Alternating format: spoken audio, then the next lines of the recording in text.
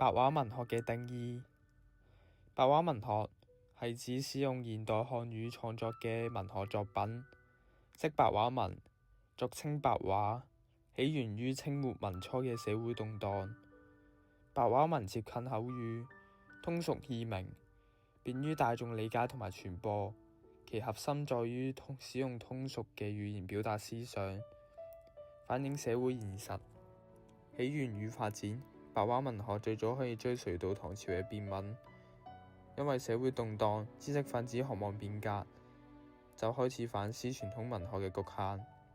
五四運動、文化革命推動。1915年，《新青年》刊登，使白話文學被廣泛傳播，許多文人都以白話文作文。白話文嘅起源可以追隨到唐朝。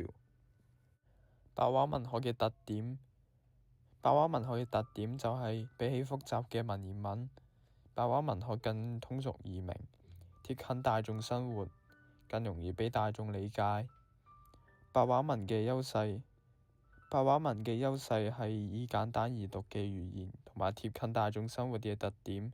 容易俾大眾理解，提供咗更為方便嘅文化獲取途徑。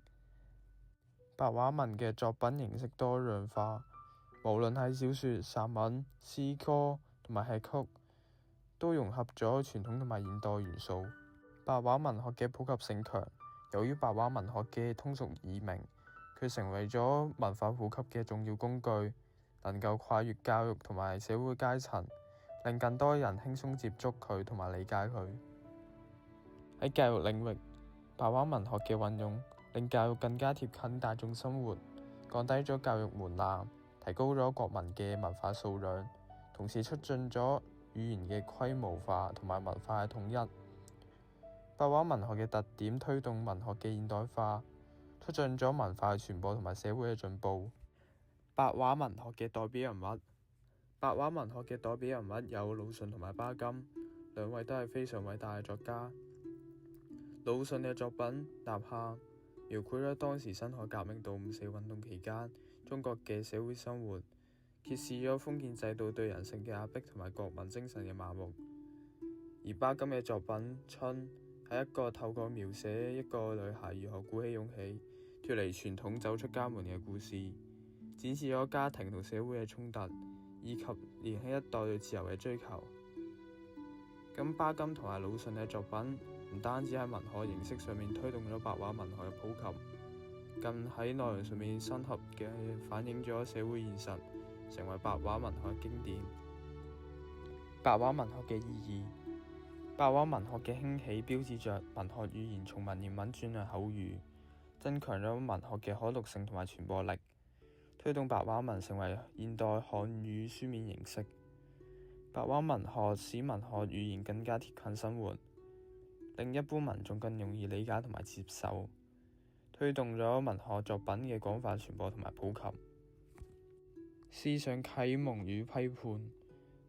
喺思想啟蒙方面，白話文學反映咗社會現實，批判咗封建制度同埋傳統價值觀，傳播咗民主、科學、自由等新思想。白話文學透過語言革新同埋深刻嘅思想啟蒙，為中國文學注入咗新嘅動力，推動咗社會嘅進步。白話文學嘅影響。白話文學喺教育領域嘅運用，加速咗教育體系嘅改革，令教育內容更加貼近大眾生活化，有效咁降低咗教育門檻。白話文學唔單止提高咗國民嘅文化素養，亦都有助於文化嘅統一同埋傳承。隨着中國喺國際舞台上嘅影響力日益增強，白話文學嘅作品被大量翻譯介紹到世界各地，顯著咁提升咗中國文化對國際嘅影響力。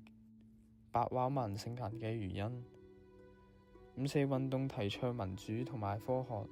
反對舊文化，並強調文學應當服從於人民，推動咗白話文學嘅廣泛使用。思想啟蒙。通過批判封建制度同埋傳統價值觀，傳播民主、科學、自由等新思想，白話文學成為思想解放嘅先驅。作家嘅創作同埋提倡，令白話文獲得咗廣泛嘅支持，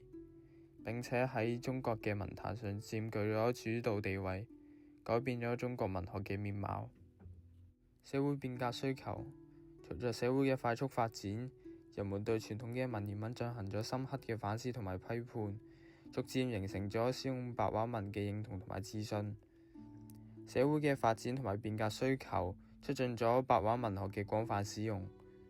令其眾多文學形式中脫穎而出，成為中國文學嘅主流。以上原因共同促進咗白話文學嘅盛行，改變咗中國文學嘅面貌，影響咗社會文化嘅發展。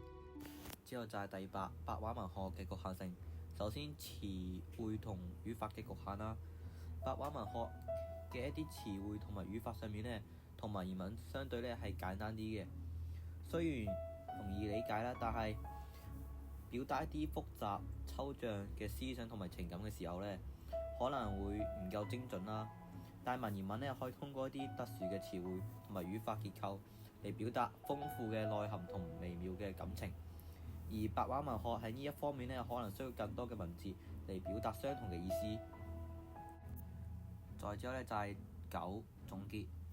白話文學嘅出現呢，係中國文學歷史上嘅一個重大嘅變革，佢打破咗文言文嘅壟斷，都令到文學更加貼切大眾，推動咗文學嘅現代化過程。但係呢，白話文學都有存在一啲局限性，好似語言表達得太過直白，內容嘅淺薄化啦，同埋傳統文化嘅斷裂等。再之後係白話文學嘅中西方關係啦，有西方傳教士嘅推動。西方傳教士咧喺19世紀期開始嘗試用更多於現代漢語嘅歐洲白話文進行文學創作同翻譯，呢啲就涉及小說啊、散文、詩歌等多種問題啦。呢啲作品嘅語言形式咧嘅路咧比5、4新文學更加遠啦。例如美國傳教士丁偉良就喺詩歌描述咗中國嘅自然風光同埋風土人情啦，而呢啲嘗試咧都為咗中國白話文學發展奠定咗基礎。再者之後就係文學嘅形式同埋觀念嘅引入。西方傳教士引入咗新嘅文學形式同埋觀念，例如西方嘅詩歌形式啦，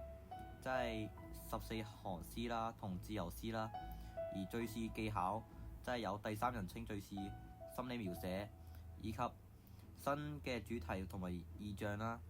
呢啲新嘅文學形式同埋觀念呢，豐富咗中國嘅文學嘅表現手法，推動咗中國嘅現代化過程啦。